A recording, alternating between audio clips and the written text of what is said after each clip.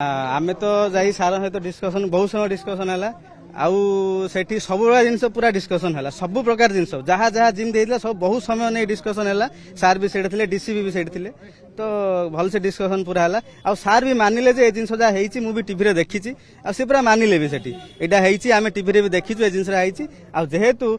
माने जमीती तुम मान किसी डिबेट न हो जाओ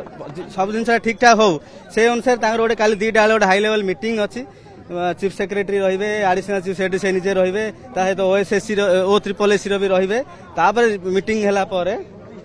तांगर गोटे आउ थे सीएम सहित मीटिंग अछि तापर से माने कोन करे हमकु जणेबे जिनसरा किंतु आम सहित गोटे माने जहा हैला आमु लागु सरकार आम सहित सेमति किछि करिवेनी जेहेतु एटा तांको समय रे जिनसटा हेइनी तो पूर्व गवर्नमेंट हेइतिला तो सेति कि आमु लागु जोटा कि आम सपोर्ट जाइबार जिनसटा काली हां तो मैडम गोटे जिनस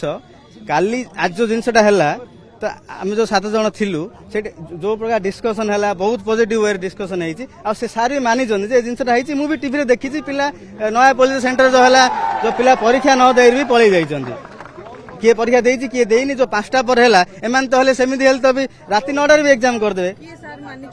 सी जो एडिशनल चीफ सेक्रेटरी जीएपीजी सुरेंद्र कुमार सार तो सी निजे भी मानिले से जिनसटा तो सेमती भी सेटा हो तो से सब जिन तथ्य कलेक्शन है